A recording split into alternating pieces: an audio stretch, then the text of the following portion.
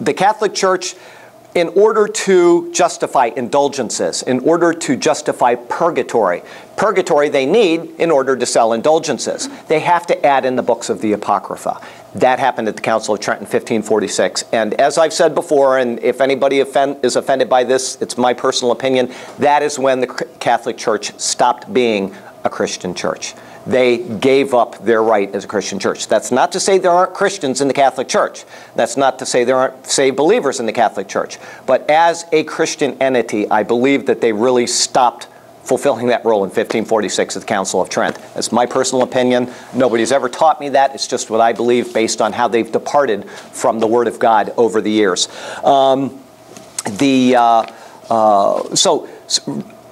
We have the Christian canon is settled around the year 350 AD. In the year 1034 AD, I believe, a guy named Cardinal Hugo Santo de Caro divided the Bible into the chapters. Now, we don't use his current chapter division. Somebody else did it later, but he was the first one to break it down into chapters. Okay.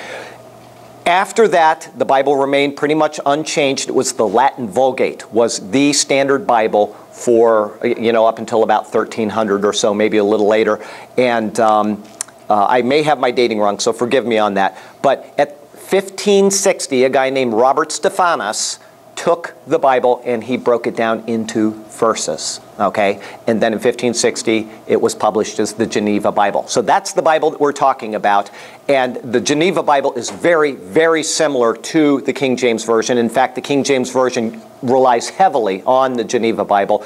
And the Geneva Bible is the Bible that really established America. The Pilgrims came over. That's the Bible that they used. So little background information for you there. I believe, this is Charlie Garrett, and I believe I can substantiate this, and I've mentioned this in the Sunday school in the past. I believe that the chapter and verse divisions in the Bible are divinely inspired. I don't believe that divine inspiration was settled with the decision of the canon, the 66 books of the Bible. I believe that these were divinely inspired from time, eternity past. And I believe I can substantiate that. So if you ever want to look at some very, very interesting patterns based on the chapter and verse divisions, and we can go through them in the days ahead, I think that you would agree with me that it is far, far more than chance that these are in here. I'll give you one real quickly, and this is just off the top of my head. There are literally thousands of these. Yes, go ahead. Charlie, you just reminded me of something I wanted to ask your opinion on. I saw a special on some scriptures that they found recently that Judas supposedly wrote. Have you heard of that? Yeah, there's all kinds of, the Gospel of Peter, the Gospel of Thomas, they have all of these. And these were written by heretical sects after Christ's time, and they were not canon, and they were not recognized as canon. And the books that they have found since then, I mean, they found the Nag Hammadi, do you know about that, the scriptures they found in Nag Hammadi, Egypt? And all of these were by various sects that held on to different doctrines, whether it was doctrines of asceticism or doctrines of whatever. I mean, there's just a million heresies that were floating around at the time. Gnosticism, I don't know if you've heard of that, but the Judas scriptures, one, they wouldn't have been written by Judas because, he hung himself right after the crucifixion. But yes, I have heard of these. Yeah, they were saying that they found it and then carbon dated it, and it proved to be authentic from that time. Absolutely, and they have found all kinds of stuff from that time. Before he died. Well, then it wouldn't be canon anyway, because it wouldn't include anything about Christ and his crucifixion, because he hung himself at the time of the crucifixion. So I don't know. I haven't studied that. All I know is that I believe that God has divinely inspired the Holy Bible, and we have not been left without a testimony for the past 2,000 years. I believe that we have had this testimony, and what I say about the breaking down of the chapters and verses, those were always there. They just had not been done. Do you know what I'm saying? In other words, those verses had always been there. They were just simply divided by somebody in 1560. But nothing was missing. This is just God slowly unveiling his, or progressively showing us things in his Word. As far as the Judas scriptures, oh yes, I have heard about them. I've never studied them. But I don't believe that something is going to show up later that would have left the church without a testimony that we needed for those 2,000 years. I just don't believe that. I So. tend to agree with you. I just wonder what you want. Yeah, you know, and I've read a little bit about these things, and one thing that you will find if you go onto like the Discovery Channel or the History Channel, they have all these things about the Bible, and they talk about, you know, how the books of Moses were written much after the time of Moses and all that. I tend to dismiss everything that I hear on the History Channel and the Discovery Channel. They have specialists that come on and they'll talk about the book of Samuel, and you'll say this was in 1 Samuel 1, in fact it's in 1 Kings.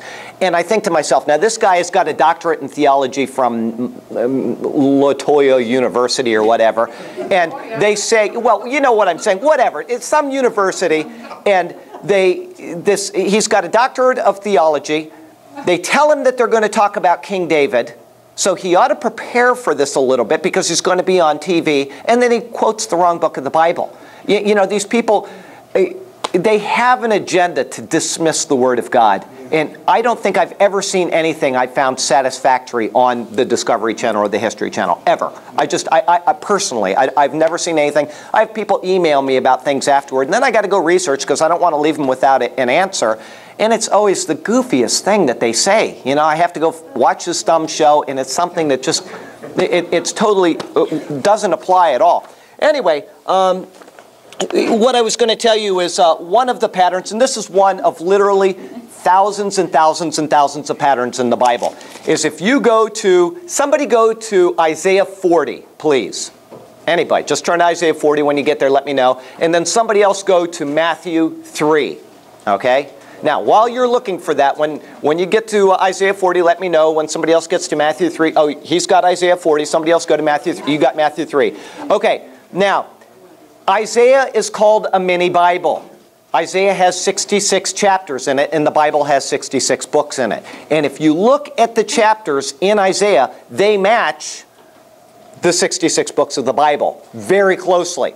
We were talking in this class yesterday, somebody brought up Deutero-Isaiah, which was supposedly a second Isaiah. The reason why is because Isaiah chapter 40 suddenly changes its entire tone, okay? You have Isaiah 1 through 39 has a certain tone in it, and then chapter 40 through 66 has an entirely different tone, and they say it was actually two different people that wrote the book of Isaiah. And as I mentioned yesterday, in 1947, they were digging around and they found the Dead Sea Scrolls, and Isaiah goes from chapter 1 all the way to chapter 66 without a break. That's the great Isaiah scroll. So that disproved the Deutero-Isaiah theory, but people come up with these things trying to dismiss the Bible. So somebody read Isaiah chapter 40, verse 3.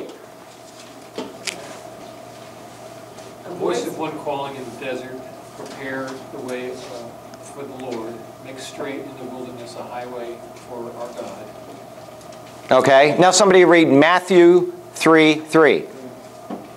For this is who was spoken by the prophet Isaiah, saying, the voice of one crying in the wilderness, prepare the way of the Lord, make his paths straight. Okay, so here's what's interesting about that, is that Matthew is the 40th book of the Bible. So you have a pattern there. The 40th chapter of Isaiah, the 3rd verse, the 40th book of the Bible, the 3rd chapter, the 3rd verse. So you have 43:3 and 43. Okay? Is that coincidence, or was that divinely orchestrated? You know, that's up to you to decide. But there are hundreds and hundreds, if not thousands, of those in the Bible. People find new ones all the time. Patterns in the Bible of this verse matching this chapter, or this verse matching this chapter throughout the Bible. And as I said, if you go through Isaiah, you will see that. The 66 chapters of Isaiah, and the point I was making is they said that Isaiah, the Deutero, the second Isaiah, started with chapter 40 and finished through 66. Well, guess what? The New Testament starts with 40 and goes through 66. So that's why the tone was different, is because Isaiah is now seeing a different dispensation. He's seeing the time of Christ on, and that's why he wrote differently. Not because there was a different Isaiah or two people writing this book of Isaiah. It's because something totally different is happening, being unveiled in human history. Anyway, so these are just kind of things that I like to look at. We can go through those patterns all day long. I could show you thousands of them. I have found it myself in a study of the book of Matthew. Okay, this is my own study. The book of Matthew is 28 chapters long. If you go through the first 28 books of the Bible, and then you read the 28 chapters of Matthew, you will see patterns again and again and again, matching the chapter of Matthew with the book of the Bible. And I could sit here right now and tell you 20 of them and not even touch on what I found. Here's a real simple one, just a very easy one. Chapter 7, the seventh book of the Bible is what? The book of Judges. Okay? What is the first thing Matthew says in chapter 7 of Jesus says in chapter 7 of Matthew? It says, "Judge not, lest ye be judged." Okay? Is that a coincidence or not? The 22nd book of the Bible is the book of the Song of Songs. What is that about? It's about the wedding of the king's son. And what is the first thing he says in Matthew 22? It says, the kingdom of heaven is like, what is it? It's like a king who prepared a wedding banquet for his son. Okay, anyway, it's the same idea. This book is matching what Jesus says here. If you look at Genesis, there's probably 10 patterns in Genesis that match the first chapter of Matthew. Most people just read the genealogy and they figure that's it. But in Genesis, Joseph has a dream. In Matthew 1, Joseph has a dream, okay? And these things go on. There's ideas, there's numbers, there's patterns that match in these 28 books of the Bible.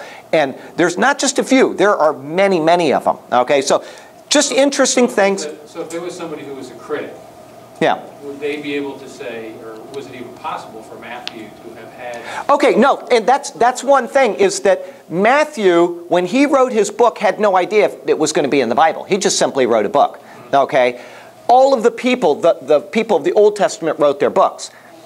The Old Testament canon, according to the Jewish people, goes Genesis through Chronicles.